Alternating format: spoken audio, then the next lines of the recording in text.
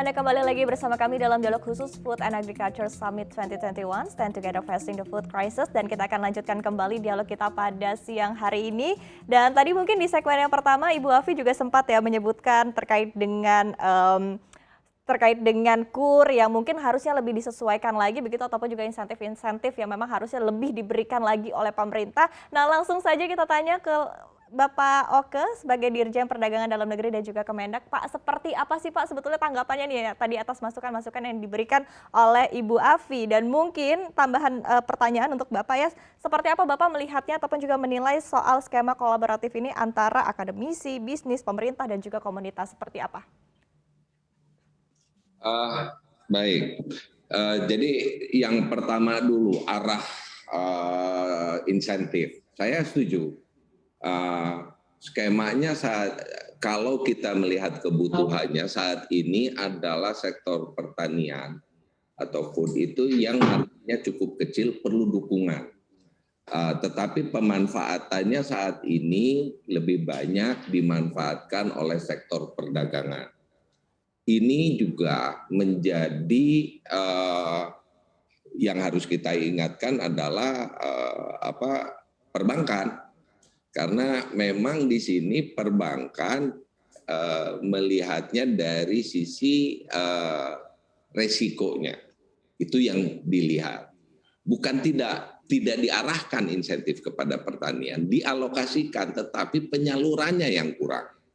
Karena tadi pemerintah juga sudah berbusa-busa untuk jangan dilihat-lihatlah sertifikat KTP di foto ininya itunya, sehingga tadi di sektor pertanian itu banyak sekali sektornya atau pelaku usahanya itu tergolong pada pelaku usaha informal sehingga tidak bankable, dan penyalurannya itu arahnya di situ. Nah, di sektor perdagangan banyak dimanfaatkan karena tadi dari sisi perbankan mereka itu lebih bankable. Jadi ini masalahnya bukan itu, bukan pemerintah tidak fokus, tetapi ada perlu mungkin kriteria-kriteria yang lain yang harus disampaikan. Itu terkait yang pertama, saya setuju insentif pertanian ini memang harus lebih dioptimalkan, karena pada dasarnya saat ini apalagi tadi disampaikan 65% dari 50% di sektor pangan itu adalah di pertanian yang olahan 34-35%. Jadi harus dioptimalkan. Dan beberapa insentif lain tadi seperti Pak Adi sampaikan, pemerintah itu harus memastikan ketersediaan bahan baku. Saya setuju. Ujung-ujungnya semua itu kalau bisa dioptimalkan dari dalam negeri. Tetapi begitu itu tidak bisa disediakan, maka ada insentif lain terhadap industri. Jadi insentifnya tidak berupa insentif bersifat uang, tetapi berupa fasilitasi. Sehingga tadi bagi investor yang membutuhkan bahan baku, manakala dia memerlukan impor, tidak perlu mekanisme import normal, tetapi dia sendiri selama untuk kebutuhan baku bisa melakukan importasi langsung dengan kita beri fasilitasi sebagai importir produsen. Itu juga berupa insentif, karena skema impor ini harusnya skema impor biasa, sehingga bagi investor atau industri yang membutuhkan bahan baku yang memang tidak bisa dipasok dari dalam negeri, itu tidak harus selalu kuantanya, kadang-kadang tersedia kualitasnya tidak ada, kualitasnya tidak memenuhi, sehingga memang harus diimportasi. Seperti tadi saat ini dari sisi ini untuk sektor susu kebutuhannya masih 80% dipasok dari impor karena memang itu dibutuhkan.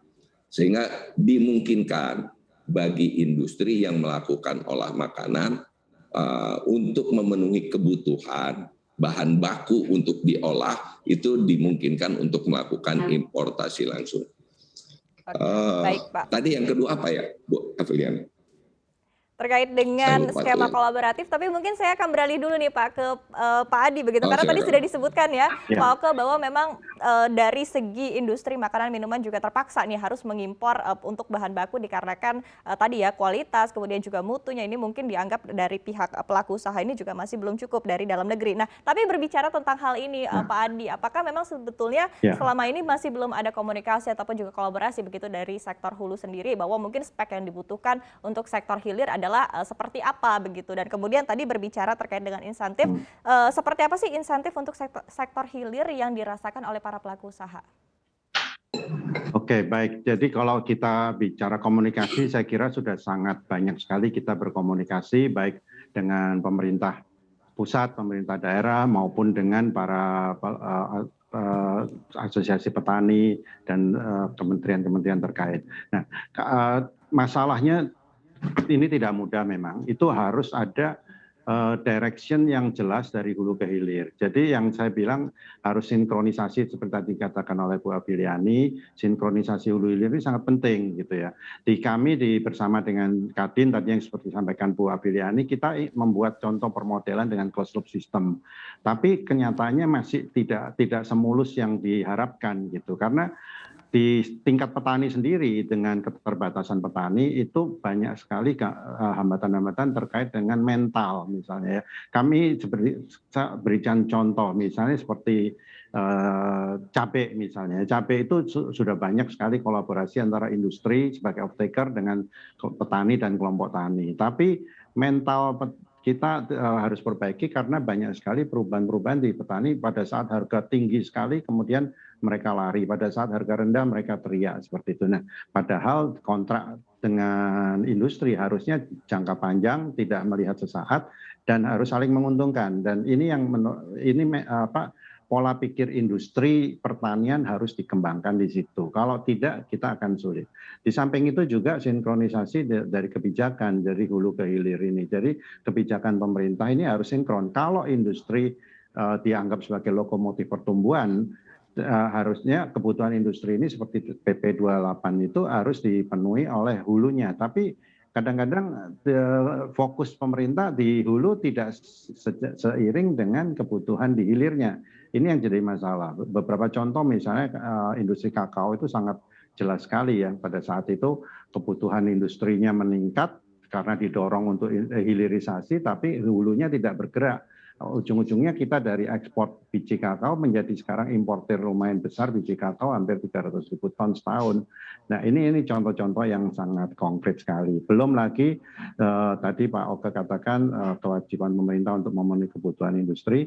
Ada beberapa regulasi yang agak menghambat, misalnya tiba-tiba ada Kepmen KKP yang membatasi importasi garam di hanya 3 pelabuhan saja. Padahal industri butuhnya di semua daerah. Nah, kalau ini kan akan menjadi ketidaksinkronan di regulasi. Ini contoh-contoh saja. Nah, mudah-mudahan hal-hal demikian ini kita bisa komunikasikan, kita bisa kolaborasikan untuk membangun ekosistem yang tadi saya katakan itu, ekosistem dari hulu ke hilir, mulai dari bahan baku, regulasi, inovasi, human capital, dan infrastruktur ini harus sinkron sehingga ekosistem ini terbentuk menjadi membangun daya saing kita di pasar global. Gitu Mbak Sarifah. Oke, berarti sekali lagi memang untuk memperkuat skema kolaborasi ini memang dibutuhkan sinkronisasi begitu antar berbagai pihak. Nah, pertanyaan berikutnya adalah ke Ibu Afiliani. Ibu, kalau kita lihat di sini kondisinya seperti apa sih yang perlu diperbaiki begitu untuk mensinkronkan kembali dari sektor hulu ke hilir, kemudian juga dari segi antar kementerian sendiri ataupun juga dari pemerintah sendiri, seperti apa Ibu? Memang jujur aja koordinasi antar kementerian ini masih perlu diperbaiki ya gitu, karena prakteknya tuh masih banyak kebijakan-kebijakan yang seringkali berbenturan gitu. Nah ini yang membuat investor juga kadang-kadang untuk masuk itu mereka mikir-mikir ya. Nah yang kedua memang menurut saya gimana cara untuk supaya kolaborasi ini berhasil. Satu tadi, pertama sistem insentifnya itu mungkin adalah potongan pajak apabila mereka menjadi bagian dari kolaboratif ya antara pengusaha dan petani gitu. Nah saya lihat sih beberapa berhasil ya, karena saya pernah membantu dan itu berhasil gitu.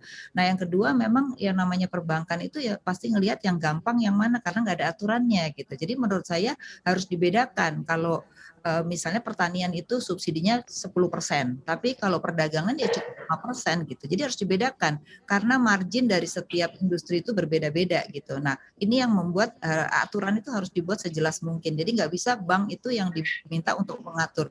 Yang namanya bank cari untung ya pastinya dia akan mengatur sendiri mana yang lebih fokus gitu ya. Itu yang kedua.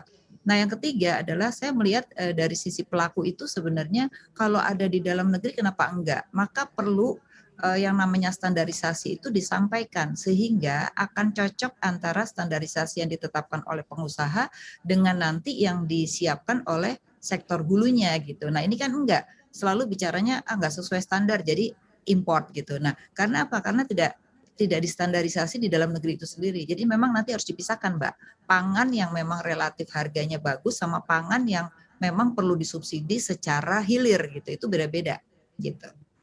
Oke, terima kasih Bu Afi, dan berikutnya kita beralih ke Pak Arief. Pak Arief sebagai upcoming holding BUMN di sektor pangan. Nah, seperti apa strategi apa yang mungkin sudah dipikirkan nih Pak untuk membentuk skema kolaborasi ini agar bisa lebih cepat lagi begitu untuk proses pekerjaannya, seperti apa Pak? Iya, pertama saya juga mau sampaikan bahwa tidak semua kegiatan dari yang kita kerjakan itu jelek dan tidak berhasil. Jadi kalau kita bicara mengenai perberasan, hari ini toh kita tidak impor, artinya pertanian dalam hal ini juga sudah berhasil. Tinggal kita bagaimana mengelola inventory, ketersediaan tadi yang disebutkan oleh Pak Oke. Jadi salah satu keberhasilan lagi misalnya dengan kita hari ini kelebihan tanda kutip misalnya FS ya, final stock dari ayam. Nah, tapi memang Kementerian Perdagangan dan Kementerian Pertanian ini selalu salah. Kalau kurang, ya dibilangnya nggak produktif, nggak punya rencana di hulu. Tapi kalau kelebihan harga jatuh, Pak Oke sama saya tiap minggu telepon-teleponan gitu. Jadi maksud saya bagaimana mengelola hulu hilir ini supaya bisa bisa terlihat bahwa sinerginya ada, kemudian bisa mengontrol. Kemudian tadi sudah disampaikan oleh Bu Afiliani mengenai bolak-balik ya, kolaborasi. Kita itu kolaborasinya sudah ada gitu, tapi ini perlu memang benar-benar ya end to end-nya itu kita disiplin. Jadi kalau kita lihat marketnya itu begini. Kalau saya karena background saya dari private, kemudian masuk ke BUMN, hari ini harus sampaikan bahwa harusnya produksi itu mengikuti market. Jadi misalnya begini, saya bisa membuat teman-teman petani atau sanghyang-sri ya, itu custom. Beras yang diperlukan oleh masyarakat Jakarta itu yang seperti apa? Yang wangi, yang pulen, ya, kemudian atau apa saja. Kemudian speknya dari Kementerian Pertanian, misalnya kadar air harus berapa, kemudian broken misalnya maksimum 15%. Nah, itu semua ikut. Kemudian harga disesuaikan seperti HET yang disampaikan Pak Mendak misalnya 12.800 per kilo. Nah, custom bisa kita buat sehingga teman-teman di Sanghyang-Sri dengan 3.200 hektarnya kami produksi sesuai permintaan. Ada BUMD di Jakarta Food Station, order 4.000 ton, 4.000 terdeliver dengan baik. Jadi end to end-nya dapat. Kemudian teman-teman ini mensuplai sampai ke supermarket ya, kemudian ada beberapa pekerjaan bansos, pangan murah dan lain-lain ya. Dan ini yang perlu kita secure itu nggak banyak, hanya 20%. Begitu 20% kalau teman-teman TNP 2K ya, pengentasan kemiskinan tadi disebut, stunting, kita itu harusnya ada di situ. Jadi nanti kalau di hulu dengan Pak Teten, ya, Kementerian Koperasi, UKM, kemudian dengan Pak Mentan, ya, kalau kita lihat sinerginya udah seperti itu. Yang di tengah ada kita BUMN klaster pangan yang insya Allah kita akan kerjakan untuk menjembatani ini semua. Di hilirnya pastinya ada Pak Oke, ada teman-teman dari Kementerian Perdagangan. Kita juga bisa dengan harusnya dengan Kemenkes, dengan Kemensos, gitu ya. Jadi apa yang disampaikan oleh Pak Presiden seperti kartu sembako dan lain-lain, minimal 20% itu terpenuhi. Dan kualitas kita semua harus sudah meet quality gitu ya. Oke. Jadi Artinya memang satu dengan kata lain, Pak, artinya dengan kata lain adalah sebagai BUMN sendiri begitu memang sudah berupaya maksimal begitu ya untuk menyesuaikan kebutuhan ataupun juga kualitas dari permintaan pasar begitu ya, Pak. Oke, kita akan kembali usai jeda untuk dialog khusus Food and Agriculture Summit 2021 dan jangan kemana-mana, tetaplah bersama kami.